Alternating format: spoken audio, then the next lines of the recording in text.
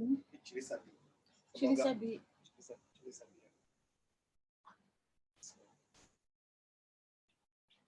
B. Actually, the one in caps at AC dot. Okay. And here I quote Johnston, who says, many tribes place a strong value on sacred sites and spiritual practice. Because Western research and evaluation paradigms tend to see science and faith in mutual exclusive ways or ways that prioritize science over faith, this can cause tension in the evaluation process. Western philosophers are also often anthropocentric, prioritizing human over animal relations and sacred places, or refusing to recognize the spiritual energy in things that are non-human. So, what is going on now? I want to bring to your attention the misconceptions now that the misconceptions about the Made in Africa evaluation. The global context that I've given clearly shows that Africans, like everybody else, are being called to problematize evaluation in Africa and to participate in crafting evaluation models, evaluation tools, evaluation methodologies that are appropriate and appropriate in African contexts. But currently there are misconceptions about the Made in Africa evaluation. There is a misconception that when we talk of African rooted or African Made in Africa evaluation, we are saying that people in Africa are the same. I want to say that that's exactly what we are not saying. We are saying there are common values that Africans share that can guard against evaluators treating all Africans as if they are the same. The sameness myth is a Western creation and permeates all research and evaluation practice in Africa. So the MA, the Made in Africa evaluation, is an attempt to articulate values emanating from our cultures that recognize and celebrate intersectionality, as illustrated in the Ubuntu philosophy. Intersectionality is a theory that focuses on interdependence and multidimensionality. Like the Ubuntu philosophy, it makes it important, for example, to assess equal application of African local indigenous knowledge and dominant knowledge system to our evaluation processes and methodologies. I'd like to talk a little bit more about Ubuntu and intersectionality.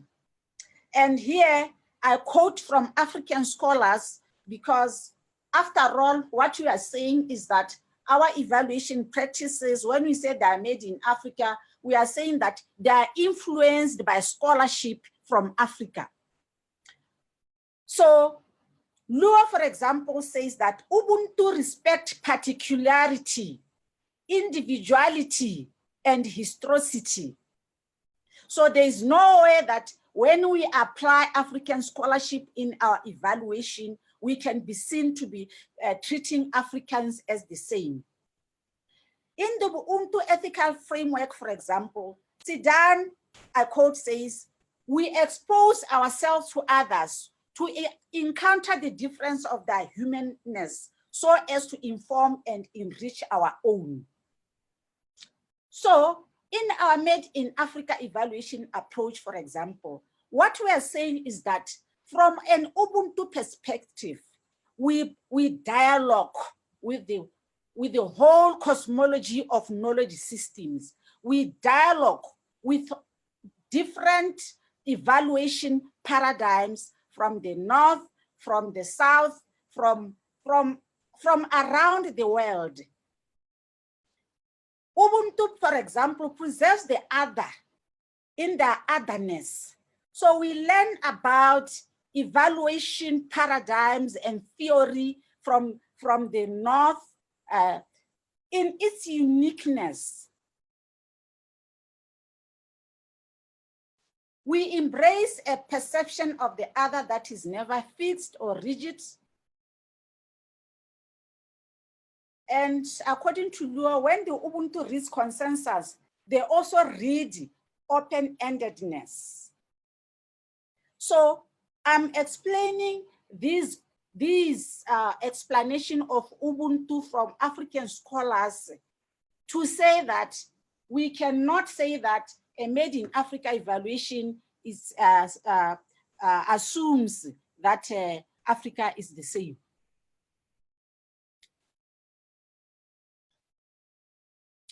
Then I say the misconception that MA is an attempt to ignore diversity is either a deliberate misinterpretation aimed at marginalizing a non-Western knowledge system. It is a denial that anything worthy can come out of Africa, or maybe probably a genuine misunderstanding of African philosophies like Ubuntu that can inform the evaluation landscape. In Africa, the Ubuntu makes us talk about the we-ness, particularity, and individuality, and historicity. And when we say that, we are saying in Africa, countries have relationships, and we say, I am because we are. But within Africa, Botswana is a country, and so we celebrate particularity. Within Botswana, people are individuals with differences that extend from gender to ethnicity to individual totems. Thus, we celebrate individuality. How can we then blame bad evaluation practices of treating Africans as if they are the same on the attempts to make visible the values that reject the sameness myth that is abundant in African evaluation practice? Is there a possibility that we are not heard or we are misunderstood as African scholars because we communicate in a language that is not our own? Misconception 2, evaluation is evaluation. There's no need to talk about a Made in Africa evaluation. The question that we African scholars ask is, whose context, for example, was the log frame, which is a common tool used in evaluation in Africa, designed? Is there any tool that is context neutral?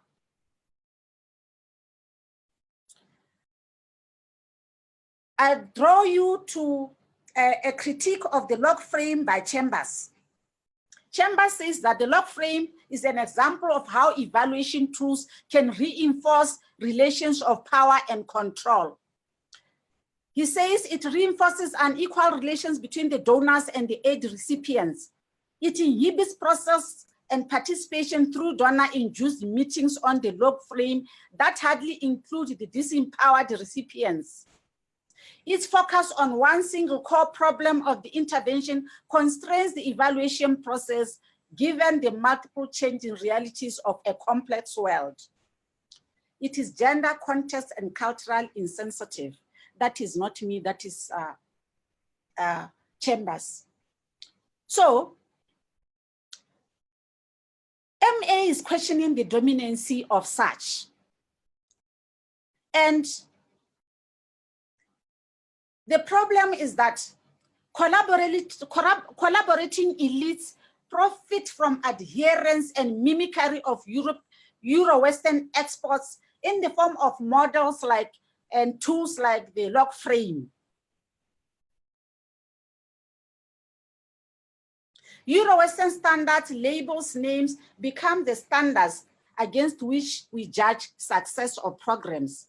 And the Made in Africa evaluation is an attempt to say, here is what we can offer to evaluation based on African philosophies.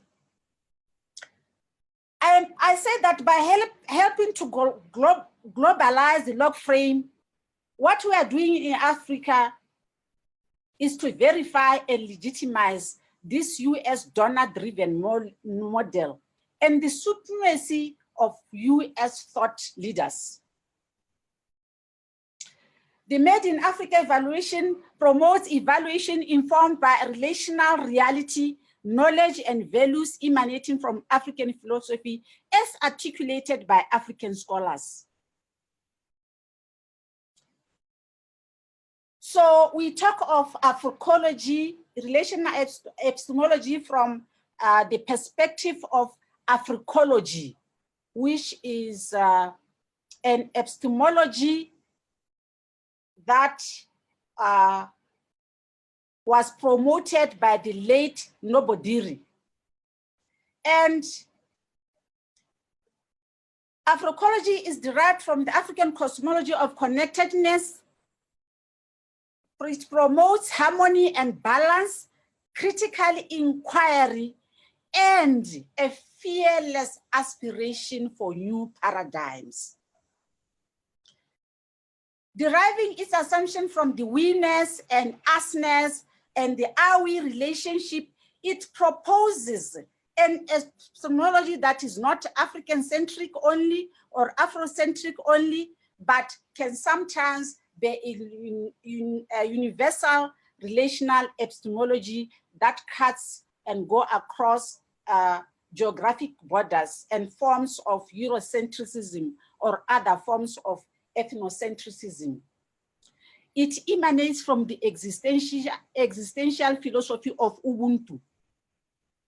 And so here I present a diagram that myself and other scholars, Hautobohi, Major, and others have been trying to frame and show diagrammatically what we are saying.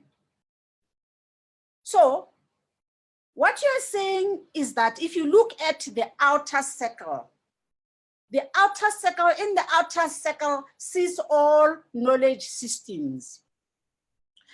And Africa situates herself within that, all those knowledge systems, because we believe and practice the concept of Ubuntu, I am because we are. We have to dialogue with other knowledge systems. And within that, the circle is the African philosophical assumptions about the nature of knowledge, reality, and values, the decolonization and the indigenization.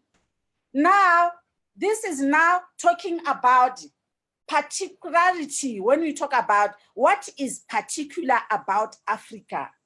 And some of these particularities include colonization. So that when we are in that circle, we invoke that which is marginalized to try and inform the way evaluation can be carried out. And when we do so, we deliberately become creative and provocative to say that we can imagine or envision 4 evaluation frameworks, and each one of those depends on the amount of borrowing from within Africa and from without Africa, that is from all the knowledge systems.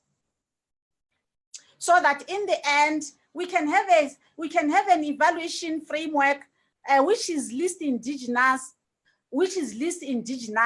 meaning that the evaluation really is predominantly driven by Western concepts and Western tools. The little that was done was perhaps to translate evaluation instruments into the local languages.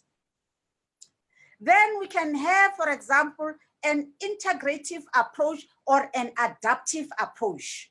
The adaptive approach is that approach that takes the log frame and try to contextualize it so that the log frame responds to the diversity within African communities and to the realities and cultures and values of the African people.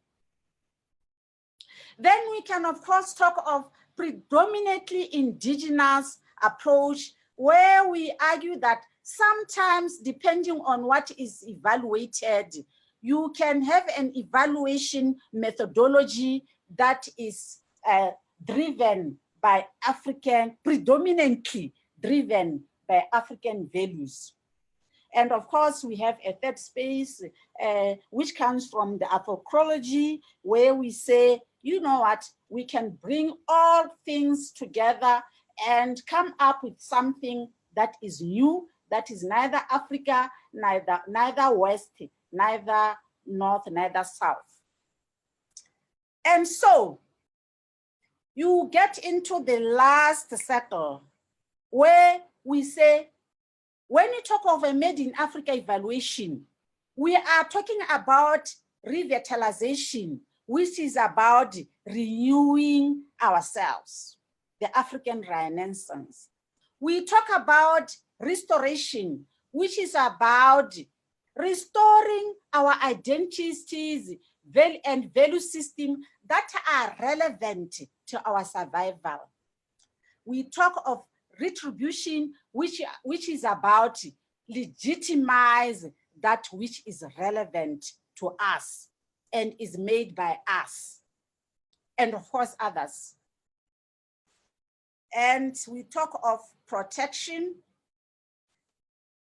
We protect our right to know, to name, and to be heard.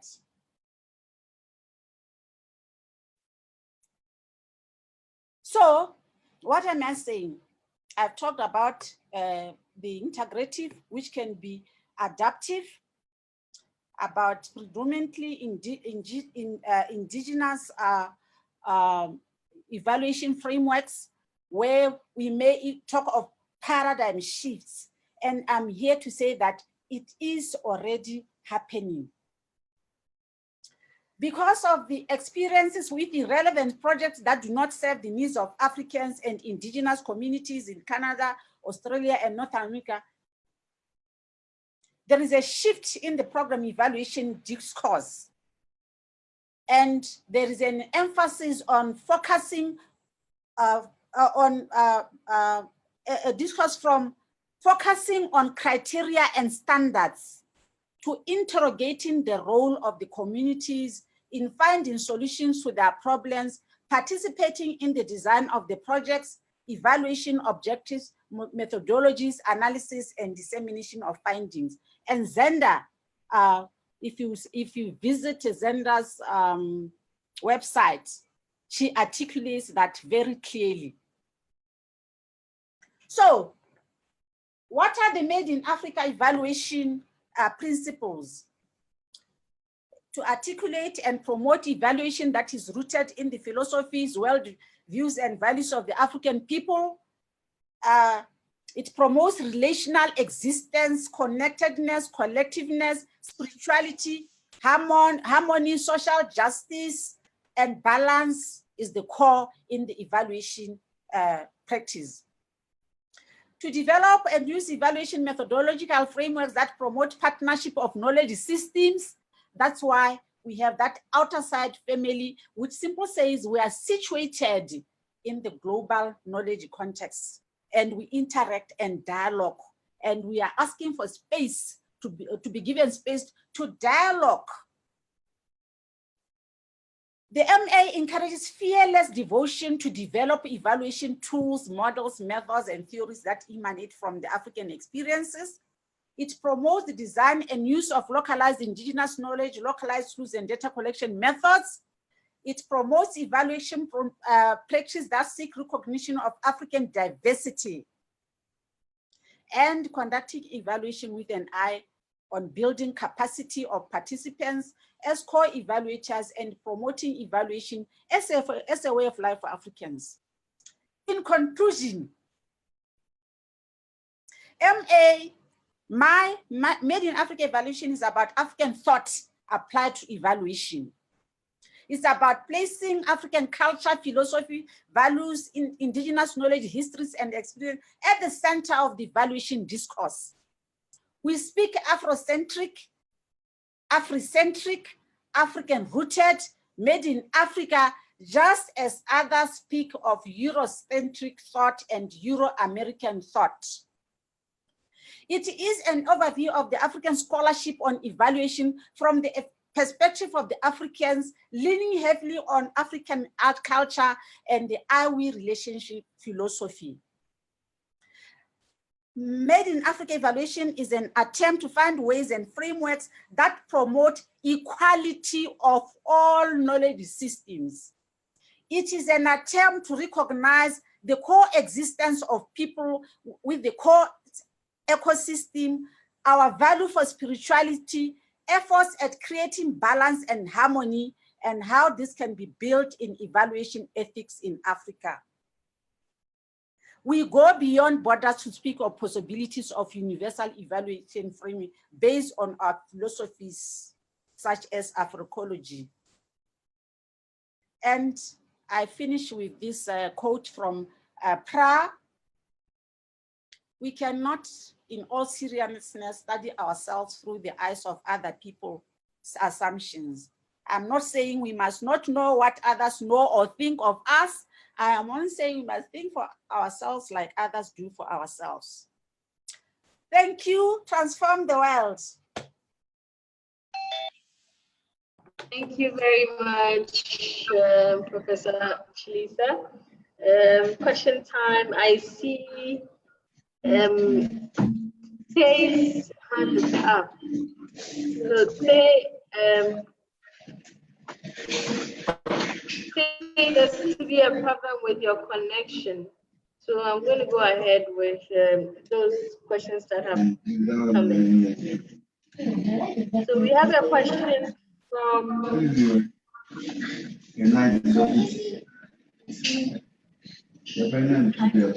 sorry.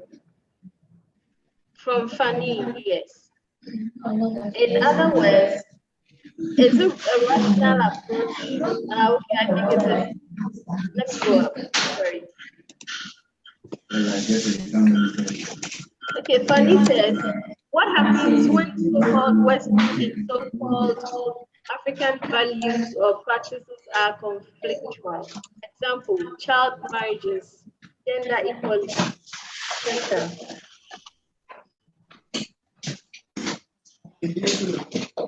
I can't hear. What was the question? We have some noise coming from your background. Can we control the noise from your background, please? Okay. Okay. So I'm taking the question again. What happens when so-called Western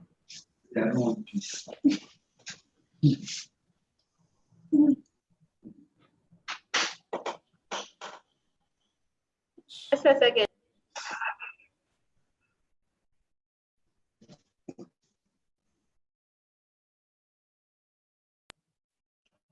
Just a second, please.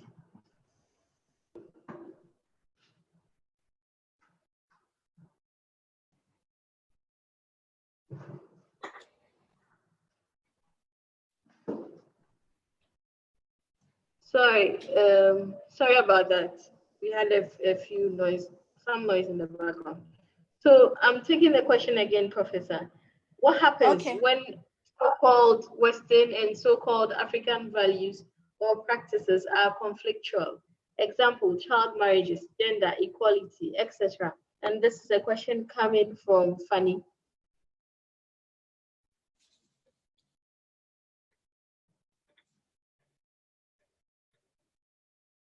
So I respond to each question, right? Yeah, so I can wait for you to respond to this and then I take the other questions. Okay. What happens when African values and Western values are in conflict? First of all, I just want to say that you cannot say that early child marriage is an African value that is celebrated. you have to realize that even within African culture and African values, we have traditions that clearly disapprove of early child marriage and all these other gender-based violences that occur. And just to say that that is the problem. The problem is that you start with a view that okay, there are things that are wrong in our culture, and therefore to correct that, we need to go outside and find out what the Westerners are saying. What we are saying is that invoke the culture within you, within Africa, that actually addresses those violences, because they are there and there are plenty. Okay, thank you. So the second question is from Fanny again. Also, isn't so-called Western approaches like participatory evaluation or human-centered evaluation in many cases similar to elements of Ubuntu? Exactly. That's why we say we interact. That's why we say the African philosophies are sitting within the world knowledge systems, and they interact and interrogate each other. They dialogue. But what happens is that we make clear and we make visible that input on participatory evaluation that is informed by African values and African practices and African culture. And you will find that there are angles on participatory evaluation that will come from those cultures. And we want them visible so that we also, as African scholars, we can be seen to be participating in the discourse on evaluation that is cultural appropriate and evaluation that serve the needs of the people. Thank you. We will take a question from Tai. Hey, Michael, Tai, please go ahead. Okay, thank you very much. My name is Tai. I'm a development evaluation specialist, so I'm interested to know about this made in African evaluation. I think that the initiation is good, but we need to have a well-founded theoretical background, and we need to substantiate the approach in especially from the evaluation perspective. So I would like to ask the professor, how really you define made in Africa evaluation? Because evaluation, we have learned that evaluation is like assessing the merits and worth of something. We can talk about what that merit means, what that word means, or that can understand. Or do we redefine evaluation concepts, the theories and the framework from scratch, so that it is in line with African values and world views? Or can you make that clear? That's my first question. The second one is the adaptive approach. I think that's not new. Hello. Okay, so can I answer the first one so that I don't get lost? Okay. Okay, so the first one, the question is, okay, the Made in Africa evaluation is not well grounded, theoretical, it lacks theoretical grounding. Okay, I am saying that the Made in Africa evaluation is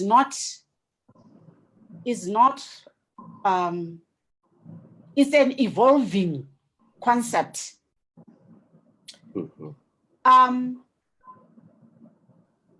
For me, I think placing it in the framing it within the African world views is a good beginning, Because if you look at the way evaluation is discussed right now, and for example, if you read Mertens, she will talk about evaluation in the post-positivist paradigm, in the constructivist paradigm, in the transformative paradigm, and in the pragmatic paradigm. So those paradigms operate on assumptions about the philosophy of reality, ontology, the philosophy of knowledge, epistemology, and the philosophy of values, axiology. Similarly, that's what we have started to do. We have started to say that we begin, first of all, with an evaluation that is based on relationships, because relationships are the core of African values. Okay, here is how we evaluate in Africa. In most communities, in my culture, maybe not in all cultures, when I greet, I'll greet and say, how are you? And the person responding, they will not talk about themselves only. They will talk about their children. They will talk about their goats. They will talk about their farms. So I cannot be well in the absence of good relationships with the environment and with others. So what does it tell you to do when you evaluate? What does it tell you to do when you evaluate and people tell you that these things are taboo? That's why we couldn't start growing pigs, because pigs is a totem. And you go and write that these Africans, they killed the whatever, or they are backward, or they don't understand. We want to understand evaluation in the context of the multiple connections that we have. We want to understand evaluation in the context of spirituality as we practice it and as we value it. And is that not a contribution? It is a contribution. Relationships. So that is one angle. We are not saying now there is this Made in Africa evaluation. We are saying African scholars are engaging in finding ways, finding frameworks that can help us do evaluation that is relevant. We are not saying there's one absolute Made in Africa evaluation approach. We are saying that African scholars are beginning to articulate how they think evaluation can be. Just like you take the constructivist paradigm. How many scholars, different scholars, write about constructivism from different perspectives? So why should we think that a Made in Africa evaluation assumes a one perspective? I've answered. You can go. Yeah, I think most of the things you explained is about context, about culture, about relationship. I think even for this, there are so many theories, even in the global evaluation theories, that talks about dealing with context, like having context-specific evaluation approach, having like participatory evaluation approach. Somebody was asking about that, empowerment evaluation approach, cultural sensitive approach. So there are a lot of theories in evaluation literature that deals with all the issues you are talking about. I don't know how much the Made in Africa evaluation is different from that one, but my question is, do we really have a concrete,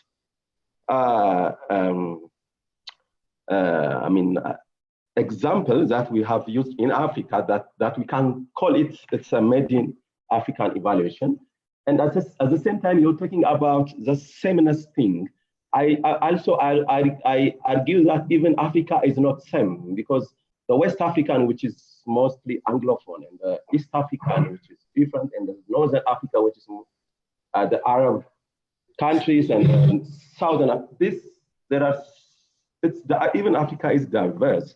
So if you are talking about context specific, sometimes it could be by country, sometimes it can come to some village.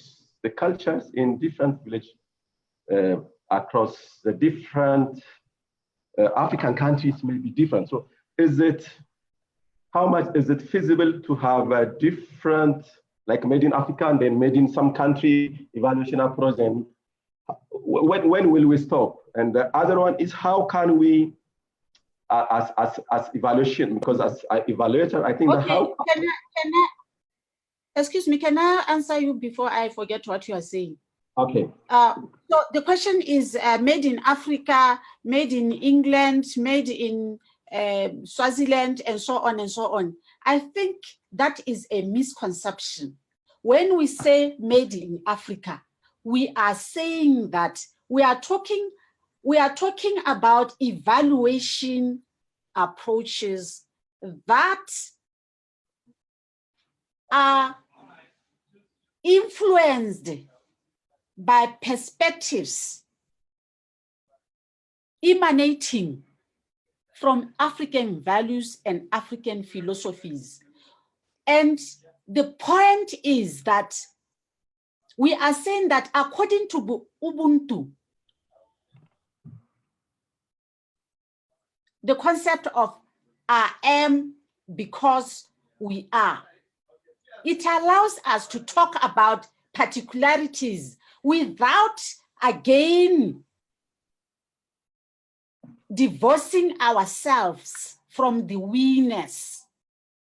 So when we talk about a village in my country, and we are contextualizing by locality, we are not divorcing ourselves from the Afrocentricity or Afrocentricness or the Africanness.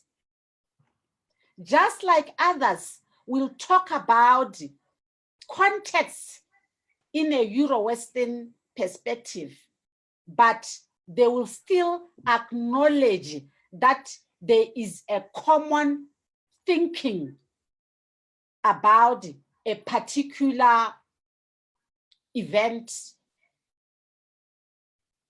Thus, history has written about Eurocentrism.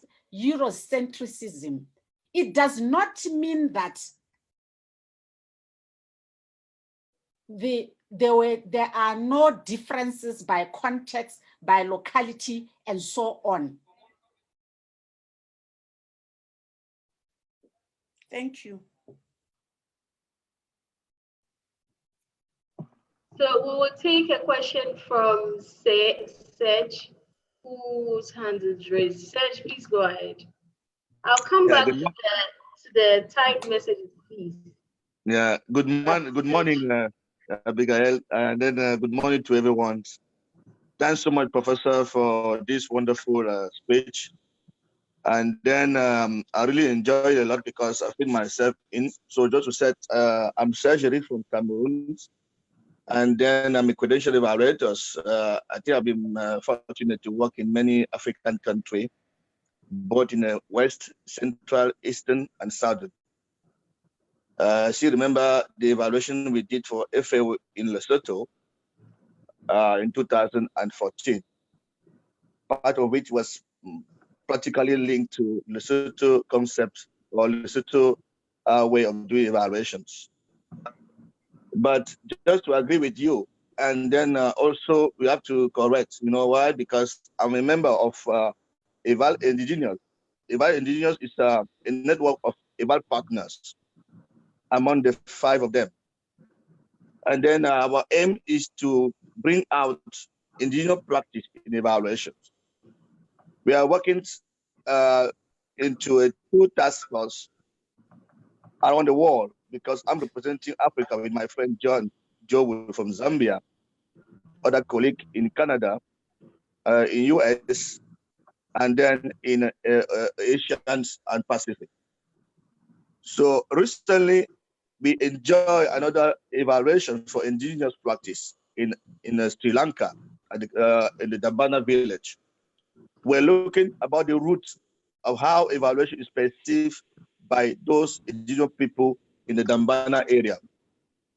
Why? Because Sri Lanka have been largely dominated by England history in the past, so that there is very small or few local people remaining with local knowledge in Sri Lanka. And then those people have been set like First Nation in Canada or US into a camp. But they still kept their own practice, their own understanding, and then they refuse to just draw on Western. Let's say, I'm saying Western because, you know, with all dominant political phenomena we know, moving from slave colonizations, and then now we are talking about neo-colonizations. Their theory and practice in evaluations is dominant by those cultures. But we are working now to look at the way, how can we bring out the voice of voiceless? So I really agree. And then I want to also make sure that other colleagues can understand, because the definition of made in Africa in evaluation, people are taking it, maybe we are just making some preach. No. I think you said it very well. It's evaluation that is influencing by norms, traditional practice. Why? They see Africa is a unique continent in the world who still have their traditional practice, no matter all those, let's say, international phenomena I mentioned before. When you're moving from one country to another in Africa, from the 52 or 54 now, because South Sudan have been broken into two, but it didn't change anything in South Sudan. I'm leading an evaluation in South Sudan currently for the Global Affairs Canada. And then there's no differences in South Sudan instead of the line put in there. People are still talking the same languages. They're still practicing the same things. Almost they're still enjoying the same method of life. But we mean by made in Africa, gender or other may correct me, but we are not making differences with others. No. We are just trying the attention to the world to set, when we are doing evaluation in Africa, there are some basic elements you should consider. And then doing these evaluations, people should write down what they see rather than what they want to see. I do agree with you, because some of my work as evaluator in Africa have been influencing by those practices. Because when I'm working for UN, for instance, or for USAID, they want to see key issue linked to the norm put in place either in US or in Canada. Like in Canada today, we are talking about the feminism policy in evaluation. If you are doing an evaluation we don't have anything to do with this policy, you'll be sure that many part of your report will be just taken away. But we are not sign up. We are still keeping contact with our colleague to say, no, we are making a mistake by taking all those good knowledge aside. Why? Because when you didn't report on the real, you are getting into maybe a gap. You may lose a road of designing the next policy, because each project, all projects are linked to each other. I want also to share another comment for a UN evaluation I did in Cameroon, in my country. It was with the UN women. The evaluation was to look at the overall portfolio of UN women in supporting gender equality in the North. The North of Cameroon is mostly dominated by Muslim culture. And then they have their traditional practice. We went there with my colleague 4 years ago to look at how gender barriers, such as maybe GBV, or let's say gender based violence, which is looking at how maybe child marriages, feminist mutilation, or maybe women discrimination, power relationship. But when we arrived in the community, because this evaluation was the same that the one I did in Mali, we found the same constraint. Because norms are there. But of course, it's true that there are some GBV, we recognize that. But we cannot change, if you are trying to change those GBV, it means we are changing the norm. Is it possible to change norm of a culture? I don't think it's possible. Is it possible to change the way people are living? I don't think so. Is it possible to change the rule of the society? I don't think so. Then in the North, we came back with some finding where with my colleague it was not easy to analyze based on why we're looking to transcribe our data. Just to say that I'm making a comment because with Tazenda and other colleagues, we are still working on this in Africa. I think during the AFREA conference, we are also preparing something like that. But it's a term of awareness. But we should do this individually, like you maybe in Botswana. Me as evaluators, I refuse for many times now to work in alone, whatever African country the world we're sitting. I always insisting to have somebody on the ground who assists with a good knowledge. I make myself all the time to check at the profile of the local consultant or the cabinet to make sure that it's not somebody who's given to me just because I want to work in evaluation. Why? Because working with those people who are sitting in the country, they have the best knowledge, not only about the evaluation, but also about the context where you are going. Somebody was speaking about the model, theory. No, theory doesn't mean from my perspective that we are changing, no, but we can adapt a theory. Because somebody said a PhD degree. Who was the first PhD degree in the world? Who was the supervisor of those PhD people? Do those supervisors was the PhD graduate? I don't think so. It's a matter of creation and model. This is what I can just share with you guys to give the floor to others to comment. This is a wonderful discussion. Thanks so much.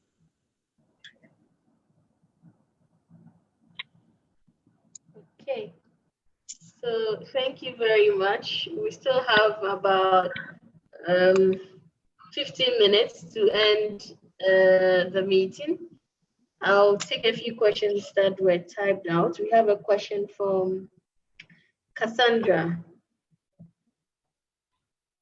Relationships are the core of African culture.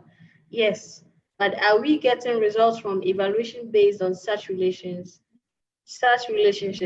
I'm not talking technicalities, but what I think is that we need to put the right people in evaluation positions who understand evaluation from the African perspective and can come up with theories that can withstand the test of time.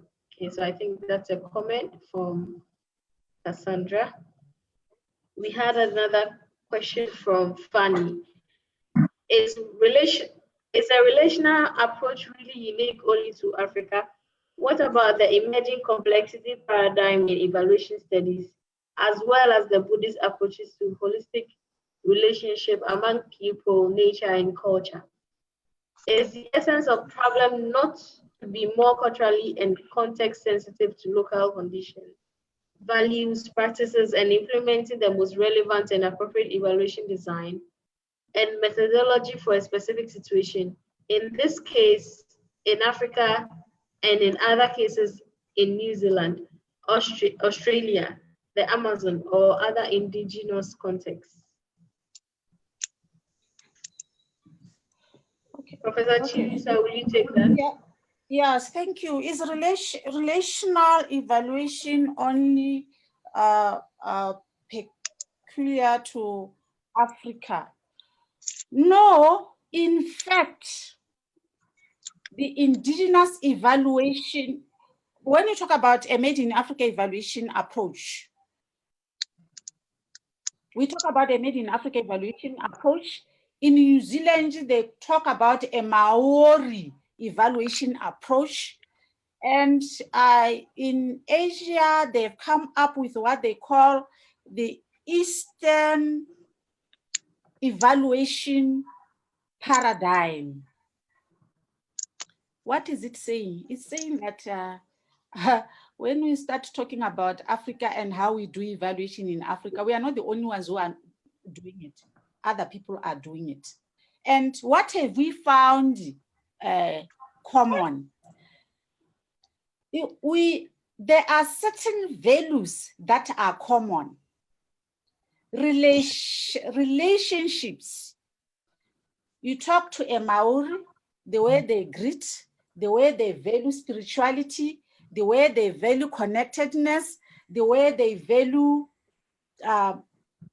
the non-humans. It's just the same as we do.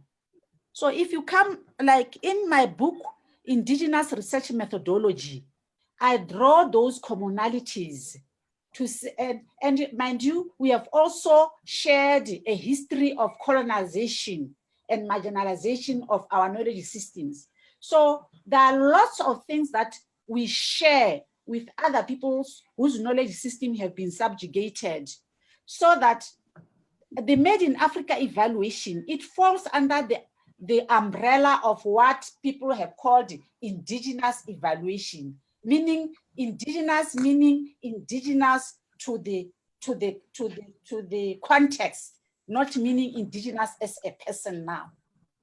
So the answer is definitely yes.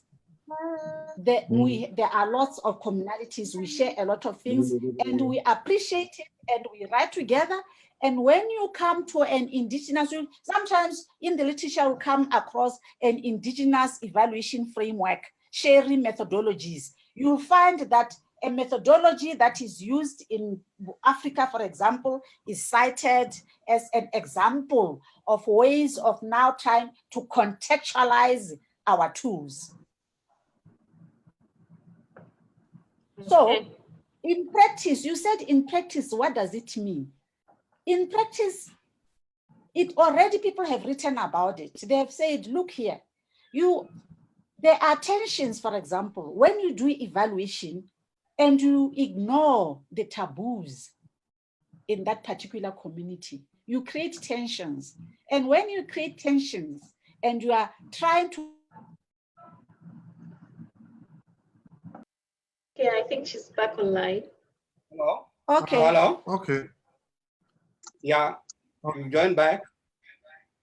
We'll have 5 minutes for her to wrap up. Yeah. So it's time for me to wrap up. Yes, please. But Okay. the suggestion is that because we lost a bit of time whilst you were offline, we will send you the questions that have come up, and then once you answer them, we will send them to the participants. Is that fine by you? How many are they? And possibly we'll have a follow-up on this. Ma? Okay, that's fine. Thank you. So we can wrap up now. Thank you so much. Okay. Okay, thank you so much for this opportunity to talk about the Made in Africa evaluation and to get to understand the difficulties or challenges that people have with trying to comprehend or appreciate the Made in Africa evaluation approach. It's important because the way we frame our discourse can either sell us or make us lose a lot of following. I'm very appreciative of the experiences of other evaluators, like the evaluator from Cameroon, his role in the indigenous evaluation international community, and the experiences with evaluation in African contexts. Sometimes I say that I feel frustrated sometimes when the debate becomes what is different but it's just the same. Yeah, I agree. That's true. Because I think, yeah, I think the question is not about what is similar or what is different. We don't have to be different to exist. We can be similar, but still exist in our own accord. We can name ourselves and be legitimate even when what we talk about in our context may be similar to other contexts. Scholarship is not about it's not about creating differences. It's about sharing similarities and drawing little lines about those things that are different and that brings the uniqueness that is desirable to move our communities, to improve the quality of life of our communities. We are not talking about similarities and differences here. We are talking about improving the quality of life of the people in Africa. We are talking about evaluation, that when we say this evaluation has been successful, we truly mean that the success that we are talking about is the success that a villager who was the recipient of that particular program will say the same. Mm-hmm. Criteria is criteria, but who is defining that criteria?